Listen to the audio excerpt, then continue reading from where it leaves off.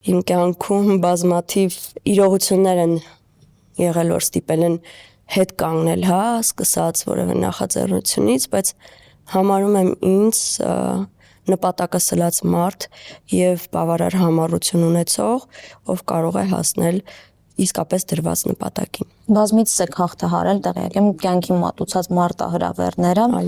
եւ այսօր երբ հետ եք նայում ձեր զավակների համար կցանկանայիք նույն կյանք, ինչով անցել եք դուք, թե ավելի նուրբ, ավելի հանգիստ կյանք։ Մոտ 15 տարի առաջ կամ 16, երբ երեխաները շատ փոքր էին, միշտ մտածում էի, որ ամեն ջանք պետք է գործադրեմ, որպեսզի նրանց հետ պահեմ տարբեր մարտահրավերներից, որոնց առջև ինքս եմ կանգնել, որպեսզի նրանք չտեսնեն դժվարություններ։ Հիմա հակառակն եմ կարծում, որ ցանկացած դժվարություն ու մարտահրավեր մարդուն կերտում է եւ դարձնում է այնպիսին, ինչպիսին ինքը կա կամ պետք է լինի,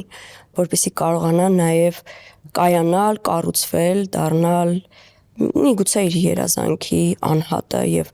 անձը, եւ կարծում եմ այդ փափուկ բամբակների մեջ մեծացնելու սկզբունքը ծնողների կողմից եւ շատ հաճախ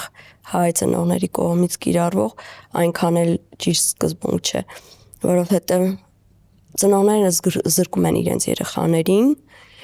ինքնահաստատումից, կայացումից եւ գուցե ավելի հասուն տարիքում երեխաները նրանց մեղադրեն, որ չեն կարողացել իրենց ավելի կոշտ գուցե կամ դիմակայող դարձնել, հաղթահարող դարձնել, հետեւաբար յուրաքանչյուր անհատ ինքը պետք է կարողանա հաղթահարել բոլոր իր առջև դրված խնդիրներն ու մարտահրավերները։ Ես այդպիսին եմ եղել եւ ինքս էլ փորձում եմ հնարավորինս այնպիսի արժեքներ փոխանցել երեխաներիս, որ իրենք էլ իրենց հերթին կարողանան